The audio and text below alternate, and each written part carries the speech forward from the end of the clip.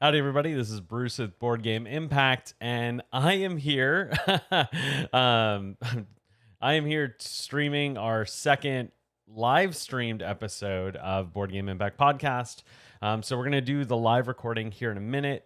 This is kind of just me. I was getting the streams ready, testing the things. Hence the thing that just popped on the screen. If you're watching the video of this, the perks of watching the videos and participating live is that you actually get to ask questions in this, and I'm going to be sharing like other things beyond just the episode, so that's pretty cool. But it's an opportunity to ask your questions, and then I'll be able to see them while I'm recording. And there's a potential I might actually bring them onto the show, and it may make it into the actual episode's content, which goes out on all the platforms: Spotify, Apple Podcasts, iHeartRadio, you name it.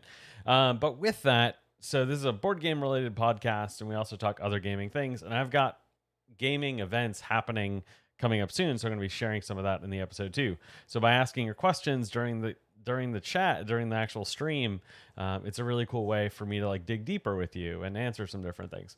So with that, do know that this is streaming on YouTube, Twitch, and Facebook, which is really, really cool. And I'm very thankful I get to do this and that I have this tech to be able to do this.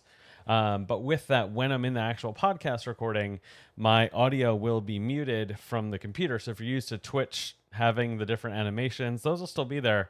It'll just be quieter because it's the live feed, because all the audio goes through my one mixing board. So I'm really excited for that. And in this episode, I'm actually going to be talking about Beyond the Sun by Rio Grande Games, which I've played a good number of times in person and then also on Board Game Arena, which is really, really cool. And so I'm going to edit one more thing in my show notes, and as y'all hop on here, and then I'm going to be hitting the show on the road. So I'm really happy you're here and I'm excited about it. But again, feel free to drop any questions, hurrahs, etc. in the chat, because this is a really cool thing I get to do. A very cool thing. And then where is it? Okay.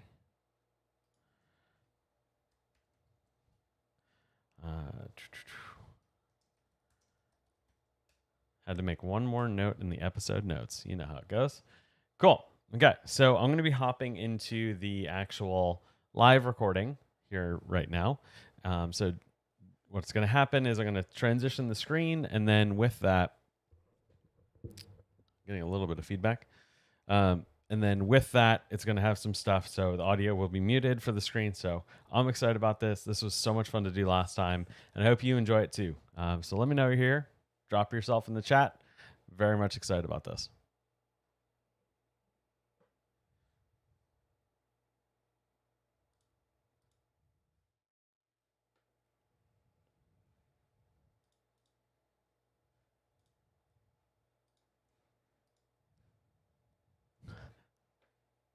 Haven't started yet. Thanks, Scott. I greatly appreciate that. Okay, so here we go. And if you're not used to this, I actually do normally live edits for the show. So typically the intro and everything is played live. The only thing that's added later is the outro, which is cool. So here we go.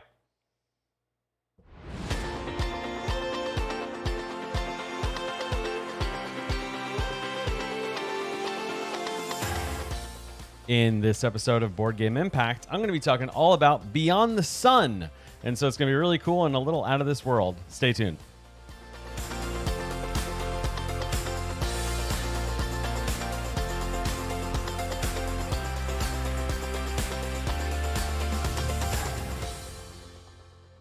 Howdy, everybody. This is Bruce with Board Game Impact. And if you're new to the show, Board Game Impact is a channel in which we're talking all about board games and game-related content, and we're using our education-based backgrounds for the benefit of you and your gaming group. So when we play games, we're thinking about what's the impact these games are having, and what could be the impact potentially for you and your players. So by sharing our stories, we're able to hopefully make your gaming experiences that much better. So if that sounds of interest to you, make sure to hit subscribe on your podcast platform or wherever you might be also watching this video. because this is actually the second of these ones that I'm doing where it's actually streamed live as I'm recording it. And so this is currently to Twitch, YouTube, and Facebook with our Facebook page. All of those are Board Game Impact. So YouTube Board Game Impact, Twitch Board Game Impact, all the things. So make sure to subscribe on the different platforms so you can actually participate live. And we already have some people on here. I've been able to interact with them, which is really, really cool.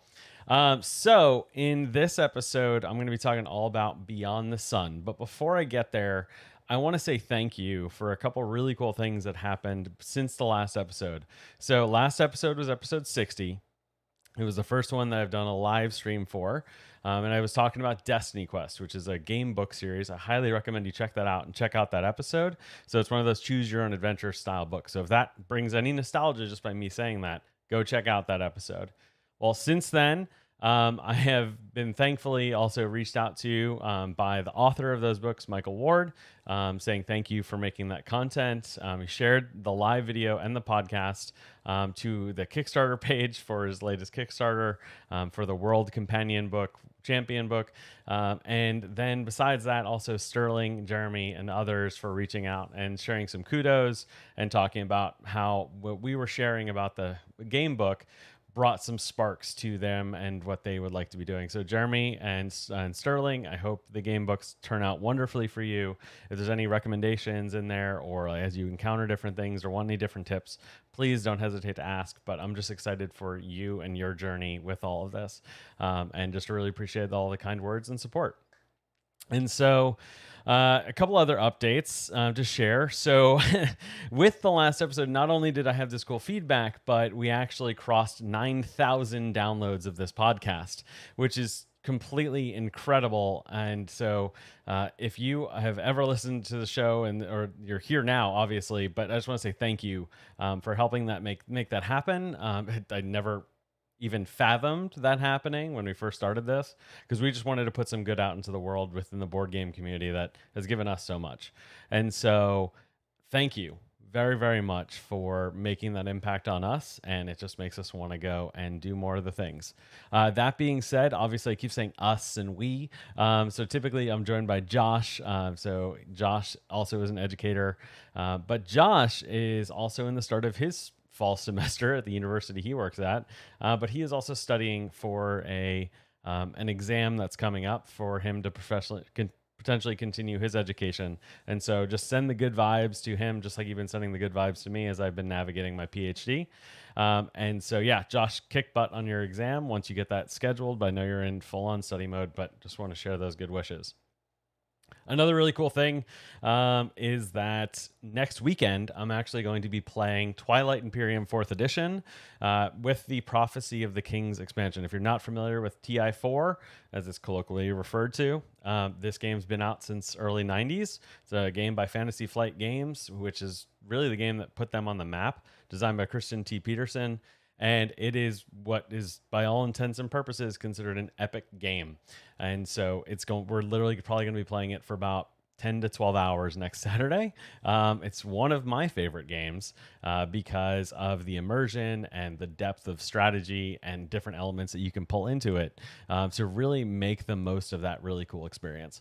And so just yesterday, we did a stream of together, just us, private stream of us doing a draft. So we did an hour-long stream in which we picked our faction, our slice of the galaxy, and our starting turn order. So I'm going to be playing as the Federation of Sol, which is kind of like the humans, and then they're going to be playing as different races of people in this galaxy. So there's 6 of us playing.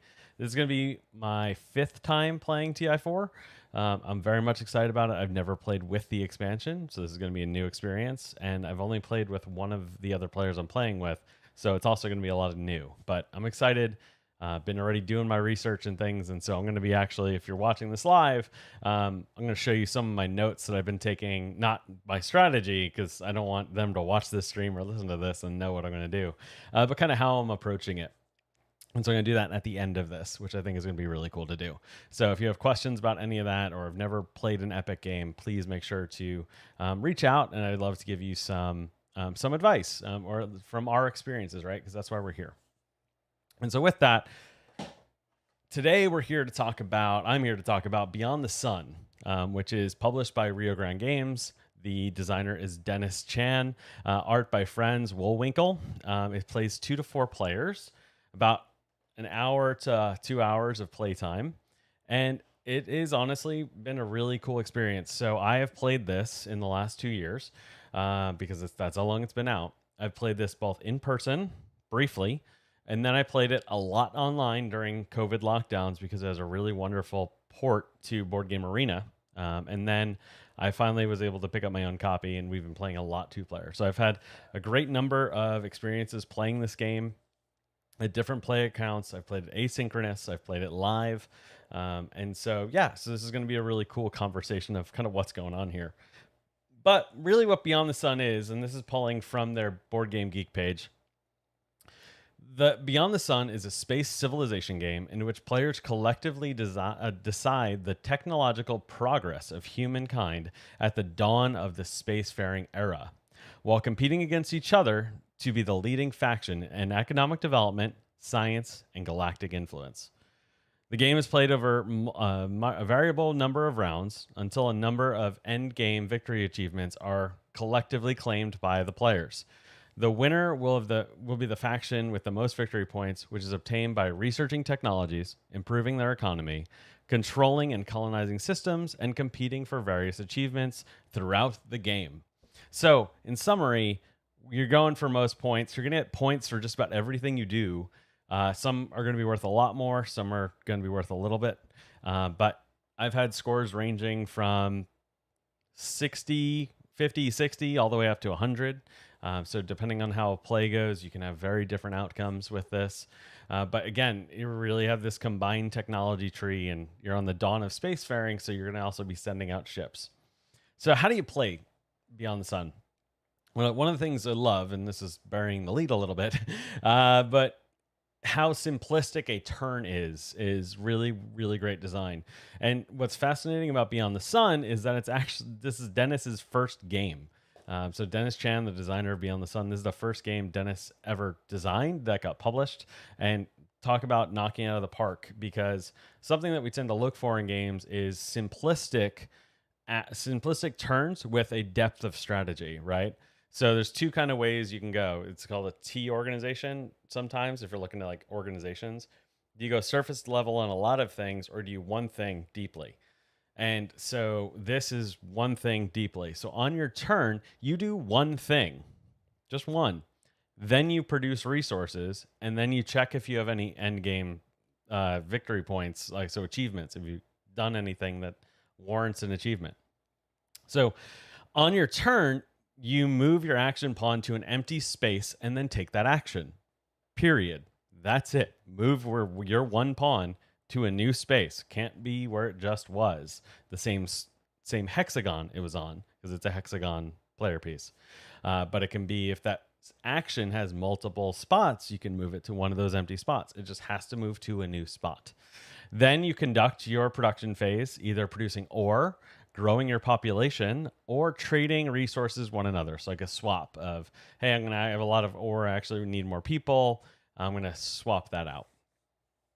As you take actions, you'll be researching new technologies that come in 4 different levels. So at the beginning of the game, there's 4 different technologies that are available. One of each of those different areas we were talking about before, economy, and like warfare and science, those elements. So there's one of each of those, and then a branching technology tree across the rest of the board. So as you are researching, you're going to be picking those as you go and developing those out. So again, there'll be scientific, economic, military, or commercial. And the higher level technologies match the ones coming from it. So if I research military and has a direct line to a level 2, then I have to research another military tech. So we're going to get better at the thing. Now, here's the fascinating part. Let's say it's further on and it's 2 technologies that lead into one future tech. Let's say one is military and one is commercial. I will choose, if I am the one researching the future tech, which of those 2 paths I would like to see before flipping cards, which is where the different technologies come from. And let's say I pick commercial, blue, I will flip the deck of cards for that level of technology until I have two blue technologies, two blue technology inputs. Because on the left side, it has the inputs of technology of what it could be. So it might show blue and green, let's say, but it would count as blue. And on the other side, the output is one kind of tech. So it's kind of cool that you make that choice, and then you are choosing to advance the communal technology of the galaxy, which is really cool. So think about it. It's like, if USA invents computers, right? Well, other areas will know computers exist. And so that's kind of the logic behind it of you now know that exists. So it's no longer, I don't know what is going to happen when we continue to research down this track. You now know what it is and you'll be able to select it. But only that first person got to decide where the future went, if that makes sense. So it's cool to be the one to research the new technologies. In addition, you are going to be able to also have this little sideboard that is where you will have your ships in orbit first around Terra, so the Earth, and then from there you can send them out to different planets and colonize them, control them, all of which will get you more points and potentially more actions or more resources, right? So if you land on a resource-rich planet, then you get those resources. And so you're choosing again. You're doing one thing. You're moving your action pawn to one open space that you have researched or have available to you. And then you do whatever it says. It might be about more research. It might be about production. It might be about exploring space. Those are really the things. So in exploring space, you might get more units, right? And to go and do that. So it's really simplistic of you move your pawn to one thing of your choice that you have access to because of where you have researched. And so with some interesting notes about this is that depth that comes with that because of the simplistic nature of choice. Every one of those choice matters. And I love that because that means that as we're going, everybody is invested in what is going to be happening because then it's what they're going to have access to. In addition, because you're only doing one thing, turns are going to fly by pretty quick. So it's going to come back to you. So it keeps players engaged of wanting to know what's happening on the board while also knowing, hey, I'm going to have my turn in a second, so I better pay attention. So with that, another note about some interesting gameplay is there's two different levels of player factions. So there's 4 base factions, and then there's a advanced faction for each of them. So each of them has like a minor asymmetric or variable power that is slightly different than other players. And so we've mostly played with the basic ones because we just like the game love the game as it is. And personally, like that's what we like, and we just kind of want to stay there. But I could see people wanting to add in a mix of some of the different things. So if you are, let's say, playing as a more experienced player with a new player, you might want to take an advanced board as a challenge because that might be harder to work with, right? So that way you're actually balancing things out, which I kind of like when he gives you that kind of opportunity of different experiences, but based on your factions of experience level, which is nice.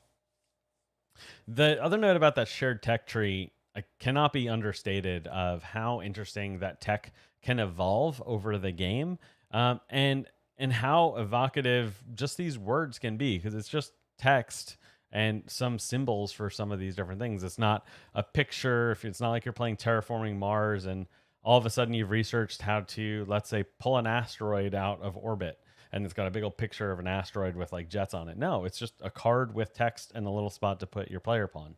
That's it. This game conveys everything it's doing mostly through text and meaningful names of elements, right? So because you're really pouring in of these different research tracks, you can tell by looking at the board, oh, there's a lot of red on the board. There's a lot of military. This is a pretty militaristic galaxy. So that shared tech tree is just really interesting. And because a lot of times, like even the game I'm going to be playing upcoming of TI4, Twilight Imperium, I've got my own tech tree. and none of the players around me, even though they might be my neighbor and I'm trading with them, all the things, they don't have the same research technology unless they've chosen to research that, but they can be very different. There's no guarantee of that. And all of us start off in that game for TI4 with different starting technology. So we all also start out at different places on a tech tree. And some of them also have their own access to unique technology, where this is no, everyone has access to the same technology. We are in a shared ecosystem. From my PhD work, I've done a lot of work at looking at systems, and this would be what's called a closed system, in which the information is all public there, right? But none of the information is leaving that system. It's not separate systems that are interacting. It is one ecosystem that we are all sharing in and living within. It's one biome, essentially. Another cool factor is that ability I talked about earlier. When you are the one who's researching a technology that it has multiple branches coming into it, that you get to choose the shape of the galaxy and looking at, hey, are we going to be more militaristic, more about commercial, more about production, more about people, right? And so as you do that, if you get further, if you've really eliminated or eradicated military out of things or commercial out of things, well, then future tech might not have those as options anymore because you've eradicated those branching lines. You've nipped it at the bud. And so that's a really cool thing about gameplay, in which, although it's the same, mostly the same cards, now some cards might not come out every game, but it's mostly the same feel of cards that is important. So no matter if the card is new to you or not, you kind of know how it's all going to work because it feels so similar, but the choices and when they come out make that much more of a meaningful impact. So in terms of components, one of the most fascinating things about this game is that people see right away is the mind shift that it does in terms of the use of a cube, right? So when you think of a cube, you're probably thinking of a dice, so a D6. And so it uses a D6. However, it is never rolled, and there's a lot of them for each player in their player color. And so instead it's used as a cube that each face of the cube represents a different thing. So it could be a supply cube when it's on your board and it has not been used yet. So it looks like, honestly, like a loaf of bread. That's what we just call it. Like, change that to bread because it looks like a loaf of bread. On the opposite side of the die, so if it was a 1, then this would be the 6, is a person, which, by the way, if you didn't know, the opposite side of a die is always whatever 7 minus the visible number is. That's cool. So if you're looking at the 1, the 6 is on the bottom. Little trick if you're trying to figure out where on a die if you're looking for a certain face. So, or there's people. So if you convert your supplies into people, right, then you would just turn it over and now it's a person. And then going around that, kind of like in an orbit, is the symbol of a ship, and then a number in the corner ranging from 1 to 4. And that's the ship's power. So all ships typically start out at level 1, and then there's different things and actions you can do to upgrade them. So it'd go from 1 to 2, or jump 2 levels to a level 3, can never go above 4. And those numbers are then used to determine your power at colonizing different places or controlling different planets and space docks on this little space fly around board. So you got all these cubes moving around, which is really cool. So I love the fact that it plays on the notion of what a cube is and what it can be used for, that's a really cool thing. And so if you're thinking about designing games, think about how can you take this thing that everybody knows as a dice and then maybe use it differently where it never gets rolled. Some other cool things, in terms of the table presence, the tech tree is quite large. That board is quite large, and it faces in one direction. And so just know that.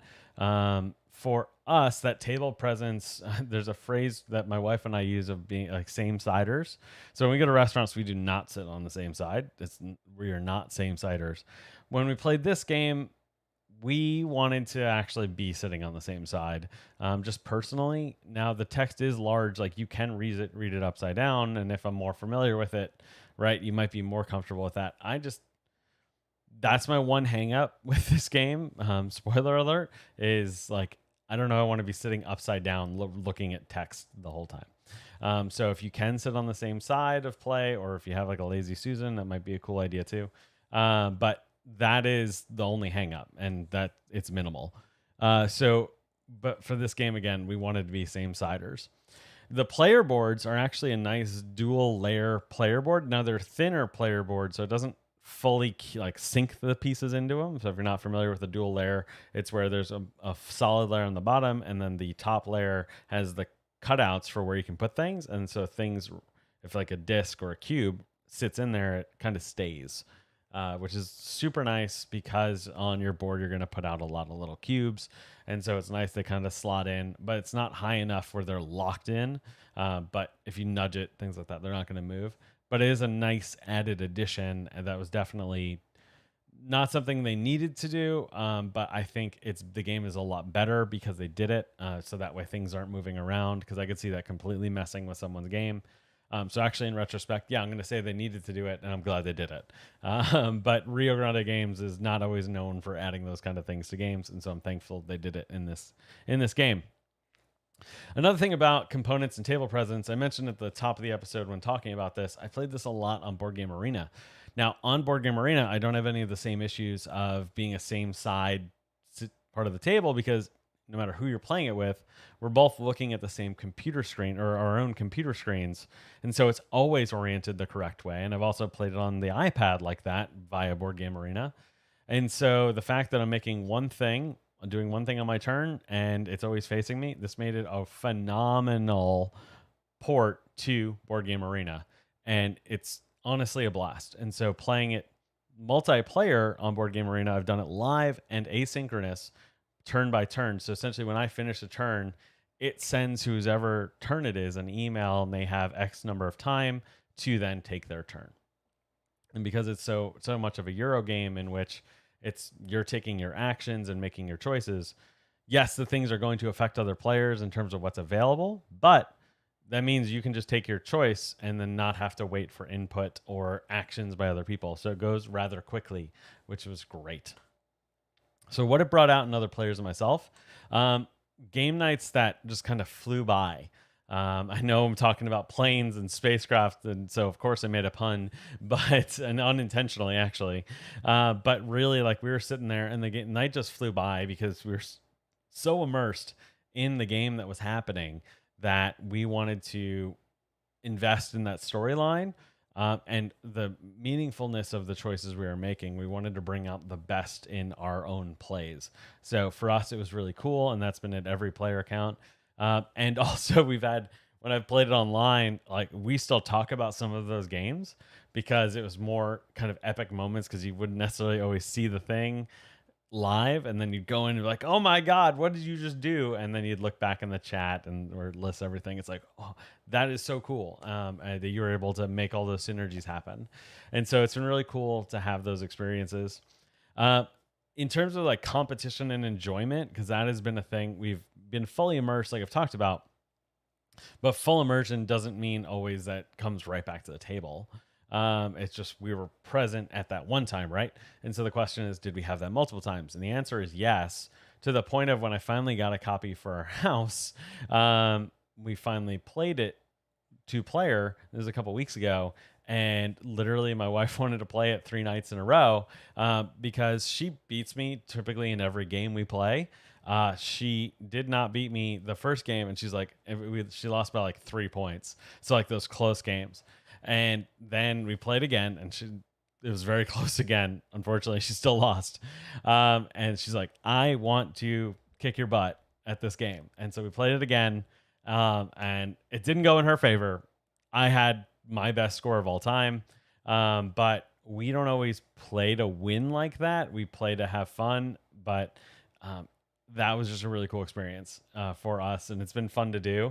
And it's been cool to see how different strategies you might take can lead to very different things or different choices. And then when you look back in retrospect and think about it, of some different points where you may have been able to score a ton of points if you had taken like an opportunity. And so this is a game that encourages working towards mastery, but rewards you at the end because you have built a thing. Like at the end of this game, no matter if you won or lost, because I had lost this game a ton before playing it those 3 times that weekend. Sorry, honey. She had played it before too, so no holds barred in our household. But at the end of the game, no matter what you've done, you've colonized planets, most likely, you've researched technology, like you are accomplished, and it gives you things to be proud of. And so, even in those times of loss, you're able to see, okay, this is what I did, this is what I was able to do, and it's cool. So, that is just a really nice feeling to be able to be left with. In terms of another thing it brought out, because resources can be really tight, it brought out this really impactful choice, not only about what technology type to research, but then when you get those, so you get 2 cards of whichever one you pick. So if I pick military, if I had 2 options, I flip cards, so I have 2 military, and then I'll pick between those 2. And between those 2, often we found that one of them is probably going to be focused on a short-term thing, like here's an immediate bonus and get some resources, etc. And it might not even have an action space, it's just that, or an action space that's like minimized because it's got a better immediate bonus. And then other ones where it might not have an immediate bonus but has a potentially really impactful action that it has, and or it's a space that might not have an action but a bonus that might be really good for you down the line. And so we kind of felt this like tug of war of, do we take the action that's going to benefit us now or benefit us later? So in case in point, in the second game of that weekend with my wife, we were playing, and we were really, for some reason, that game like all about space for like the very beginning of the game. And so the technologies that we're picking, it's like, okay, how do we get technology to have more space things and have, so ships and resources to colonize, so coal to like transform things. And then at the end of the game, we look at the board and realize there wasn't that many action spaces, because it was a lot of like one-time bonus spaces that we had put down via military, and then some other things that we just didn't need anymore. Like we didn't need to really do much more in space. We were ready to accomplish those achievements. You got to do more than those achievements. And so it was interesting how there was like an ebb and a flow to the game experience because of that. That was just really nice to watch.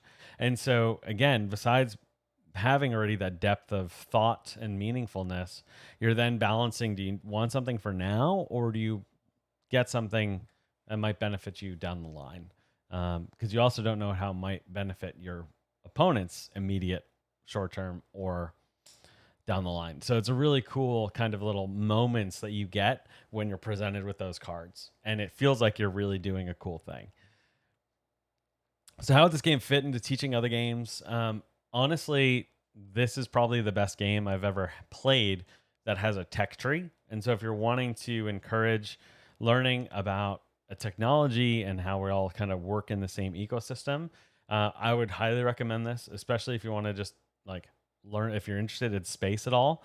Now, we've had 2 scrubbed launches of the Artemis One rocket over the last week. This is something that I am very much paying attention to, and I'm obviously playing TI4 this weekend. So like space things and sci-fi things are something that's meaningful to me. And so this was already kind of in my corner. So if you have somebody who might not have been in board games yet, but like sci-fi and like space, this could potentially be a really good way to get them in a little bit deeper. Now, it is a heavier game. By heavy, I mean the quote unquote complexity, according to Board Game Geek users. So it is rated as a 3.01 out of 5. And so just know that it might be a little crunchier for a new person, but because you're only doing one thing on a turn, it scales slowly and it's manageable. And so that is why I'd say, you know what, I would incorporate this with some new people, some new individuals, especially if they had an inkling towards space, technology, sci-fi, those kind of things. So overall thoughts of Beyond the Sun, it's out of this world. I couldn't help it. But this game has made some really cool nights and experiences with my wife and I, being able to build out this shared ecosystem and technology galaxy, right? Trying different strategies that are more competitive or more resource driven. And so it's been a really nice experience to also play it virtually and play it online on Board Game Arena, both live and asynchronous with some friends. So Beyond the Sun is a game that absolutely is going to be staying in my collection for a very long time. I'm very thankful I have it. It's not the prettiest game I have. It doesn't have any minis or things like that, but it does have depth of thought and creates some really cool memories because of the meaningfulness that is built into this game. So Dennis, like, you knocked it out of the park with this one, man, and really designed a what I would call an elegant game in which we're able to make and facilitate a lot of cool, meaningful experiences. And so I just want to say thank you for that. So in closing thoughts, if this is in your wheelhouse, I encourage you checking it out. Maybe check it out on Board Game Arena. As we've talked about in the past, Board Game Arena, no, we're not sponsored by Board Game Arena, any of those kind of things, but it's a mostly free website, boardgamearena.com. Create your account, which is free to do for a general account, and most of the games on there you can play for free. So I've actually used it before to like learn games because the rules are built into the design. So you can't take an action that is against the rules. Now there are games like Beyond the Sun, etc., that you do have to pay a membership for, but the membership I believe was $24 for the year, so like $2 a month, and you get to play unlimited of anything there. And if you have an account or a friend has a premium account, then they can invite you or you can invite others to come and play. Just like if you owned a board game, you can show up at someone's house with said board game. And so if you're wanting to dip your feet in for just a little bit and see if this game is for you and play asynchronous, I would actually totally be down for that. If you want to play asynchronous, like, just reach out to me, and depending on schedule, like, we might be able to do that. So we play turn-based where it sends us the emails. I can do that 2-player. I can do that more than 2-player. So just let me know. You can reach out to me at boardgameimpact@gmail.com. But that's going to be a wrap for this episode. So thanks for listening to Board Game Impact and learning about the experiences that we are having. And I hope that makes a positive impact on your gaming group. That's why we're here. That's why we do this. So you can follow us on all the social media pages, which is at Board Game Impact, whether that's YouTube, Twitch, Facebook, Instagram, all the places. But what would be really cool is if you can tell a friend about Board Game Impact, because they might be the person who needs to hear this message about this cool game that might be cool, or you're trying to encourage them. So do tell a friend about Board Game Impact so you can plant the seeds of cool games to come. And until next time, go make your positive impact on the world.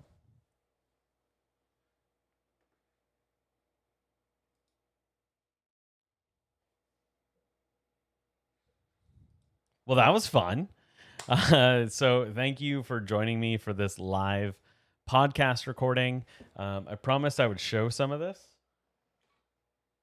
but I really enjoyed talking about Beyond the Sun. It's a really cool game that's meant a lot to us. So we use this system for drafting in Twilight Imperium called Milty Draft. I don't know how to pronounce it or things like that. It was a link sent by the guy who's organizing it all. And so what we did is we choose which one we want to, whether it's seating position, so first starting player, or the race that we wanted to be, or our slice of the galaxy. And so from that, here is the map of our combined galaxy. So I am over here as the Federation of Sol. So that's my starting planet. And then there's them. So like right next to me is a gravity rift and a supernova. And then there's another supernova right there and a nebula right there. But I've got a ton of planets that I'm going to be able to potentially go and colonize for resources. So what I've been doing, if you're curious too, I also pulled out of my copy of Twilight Imperium the Federation of Sol faction sheet, which is really, really cool. That way I can like remind myself what are some of the things. But what I did, because we know what the different players are going to be, because it was a draft live, I have made, and I'm not going to show these too long, but I have made sheets for each of the different. I didn't make the sheets. These sheets existed on Board Game Arena. Not Board Game Arena, BoardGameGeek.com. So if you go to BoardGameGeek.com, log in, go to Twilight Imperium Prophecy of the Kings expansion, you can download these user-created reference sheets, which talks about like the starting fleet, their mechs, their flagship, the leaders that they have, faction abilities, starting technologies, special units if they have any, faction technologies, so things they could research later, and their promissory notes. Now, there's a lot of stuff in this game. I cannot explain it now what this all is. I would encourage you to go over to YouTube, and if you're interested in learning how to play Twilight Imperium, type in RTFM TI4. So it's a really wonderful YouTube channel that teaches how to play the base game and then the expansion. But essentially, like, so I put like the player's name up at the top and what they're going to be playing as, and then here's all the details. And this is giving me the ability to really familiarize myself with what they're going to be capable of, because there's a lot. And then technology. So we just talked about Beyond the Sun, where we each have our own like combined technology within the ecosystem. For TI4, you have your individual technologies, and so like this is a tech tree. I'm not showing that one long. And that tech tree, then you can, I'm not showing it long because I have my own personal notes on it. Make your own advancements. And so you'll have cards for all these things, but I wanted a one reference point to be able to like mark it off. And so that way I can easily see what leads to what instead of like searching through a deck of cards to then try and find the one. I'd rather be able to compare them all at once. And so I'm really excited about it. I think it's going to be a good time. I know it's going to be a good time. But then I also like printed out this as a little reference for the different strategic actions that can be taken. So at the beginning of the round, starting with the speaker, they'll choose one of these, and they're like little big tiles. And then everybody picks one of these, and then on the round can't end until everyone has used their action, their strategic action. So as a little reference to myself, instead of trying to figure out, okay, how does that one work again? Personally, for me, I'm a big advocate for player boards and resources for players. And so this is a helpful tool for me because it's not available in the base game. It doesn't come. And so I printed out my own. Again, that was also available on boardgamegeek.com. And so if you're not on Board Game Geek, make sure to go over there. If you want to follow me, like please feel free to connect with me on there as a Geek Buddy. I'm Bruce Brown, no space in there. And you can also follow the podcast and this content on there. So Board Game Impact. And so make sure to go do that because that would be really, really helpful and cool and nice to connect with you. And that's where some people typically send us messages is through the Board Game Geek or to the email just at which is boardgameimpact@gmail.com. But this has been a lot of fun, getting a little late. I got some editing to do for this to go out tomorrow. And so with that, I am going to wrap up the stream. But y'all have a wonderful rest of your night and go make your positive impact on the